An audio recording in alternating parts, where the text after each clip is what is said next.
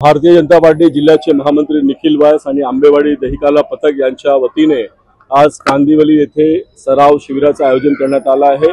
यावेळी पंतप्रधान नरेंद्र मोदी यांनी दिलेला आव्हान स्वीकार करून वोकल फॉर लोकलचा आव्हान दहिंडी पथकांना आणि कांदिवलीतील लोकांना निखिल व्यास यांनी केलं आहे। आपण आपल्या व्यापाऱ्यांना, आपल्या शेतकऱ्यांना, आपल्या मजुरांना समृद्ध करून आपल्या देशाला आर्थिकरित्या बळकट करत आहोत आणि म्हणून स्वदेशीचा स्वीकार करायला पाहिजे।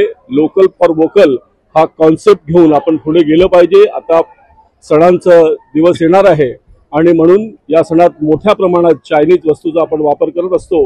ते न करता फुलांचे दिव्यापासून कपड्यापासून ते अनेक शॉपिंग जे आपण ऑनलाईन करतो ते ऑनलाईन न करता जर आपण स्थानिक व्यापाऱ्यांकडून घेतलं तर आपला व्यापारी समृद्ध होईल, आपला शेतकरी समृद्ध होईल, आपला कारीगर समृद्ध होईल आणि असं केल्यामुळे आपला देश सुद्धा आर्थिकदृष्ट्या बळकट होईल। आणि म्हणून या आंबेवाडी दहिकाला पथकाचं मी स्वागत करतो की यूथने काय केलं पाहिजे, कुठली कॉफी प्यायली पाहिजे, कुठे खाल्लं पाहिजे, काय खाल्लं पाहिजे, काय विकत घेतलं पाहिजे, कुठल्या ॲपने घेतलं पाहिजे, कुठल्या ॲपने नाही घेतलं पाहिजे याची माहिती देऊन जनजागरण करण्याचं त्यांनी सुरुवात केली आहे।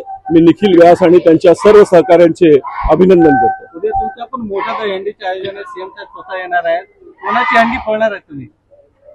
ट्रम्पने आमच्यावरती 50% टॅरिफ लादला आहे आणि म्हणून मोदीजीने सांगितलंय मैं झुकूंगा नहीं आणि म्हणून बोरीवली पश्चिम मध्ये आम्ही या दादेगिरीच्या विरोधात टेरसची मटकी फोडणार आहोत आणि यासाठी मुख्यमंत्री देवेंद्र फडणवीस साहेब उद्या बोरीवलीत येत आहे। आम्ही सगळे उत्साहात आहोत त्यांच्या स्वागत करण्यासाठी। संपूर्ण बोरीवली उद्या रस्त्यावर असेल आपल्या लाडक्या देवाभाऊच्या स्वागतासाठी। हनुमान जी, उसमें मैं स्वयं हनुमान जी देखूंगा उस गदा में और उसकी गदा को हनुमान जी की गदा समझ के पूजा करूंगा। क्या बात? लेकिन उससे मटकी किसकी फोड़ेंगे आप? नहीं, उससे मटकी फोड़ना नहीं, हनुमान जी की गदा से जो म्लेच्छ है, जो ये राष्ट्र विरोधी ताकत है, उसको हम ठोकेंगे। एक तर दहीहंडी हे महाराष्ट्राची संस्कृती आहे, भारताची सनातनी संस्कृती आहे। भगवान श्री कृष्णातून प्रेरित होऊन आज ह्युमन पिरामिड पूर्ण विश्वभरात प्रसिद्ध आहे आणि आपला देश ह्यामध्ये नेतृत्व करू शकतो पूर्ण जगाचा, हे म्हणून आपण आयोजन केलं आहे। दुसरा म्हणजे कोणताही प्रकारचा डकचा जर जेकान शिकरे झाला असेल, त्याचा इगो हर्ट झाला असेल तर समोर सिंगम पण आहे आणि समोर झुकेगा नाही साला बोलणारा पुष्पा पण आहे आणि म्हणून आम्ही टॅरिफतून घाबरत नाही। उलट 140 कोटींचा हे देश आहे, आम्ही जर स्वदेशी चळवळ पुन्हा चालू केली आणि म्हणून आम्ही आता इथून युवकांना आवाहन केलं आहे की स्वदेशी चळवळ हे पुन्हा एकदा भारताच्या स्वाभिमानीसाठी आपण चालू करूया। आम्ही समोर विदेशी ब्रँड ठेवलाय आणि विदेशी म्हणून मुद्दाहून अमेरिकन ब्रँड ठेवलाय आणि ह्या बाजूने देशाची ब्रँड ठेवलाय। तुम्हाला उदाहरण, तुम्हाला 20 रुपयाची कॉफी 400 रुपयामध्ये पियायची जर शौक असेल युवकांना स्वागत आहे, पण थर्ड वेव्ह कॅफे मध्ये पिया, जे हिंदुस्थानचे ब्रँड आहे।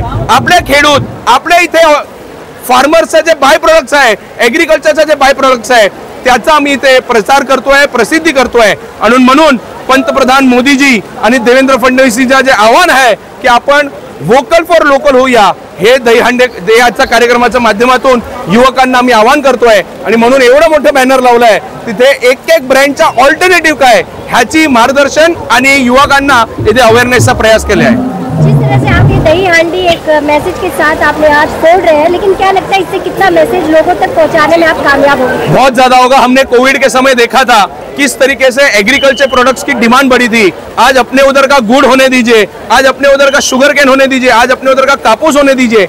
हमारा जो आर्ट्स है, हमारे जो कल्चर है वो इतना महान है, हमारी क्वालिटी लोग चाइना से ज्यादा प्रीफर कर रहे हैं। मुझे तो लगता है ये एक बहुत बड़ी संधि है कि हम चाइना को ओवरटेक करके मैन्युफैक्चरिंग यूनिट के हम पूरे वर्ल्ड के नेता बन सकते हैं, पर उसके लिए हमें अपने स्वदेशी ब्रांडों को मौका देना चाहिए। इसी की जागरूकता का एक प्रयास यहाँ पे किया गया है।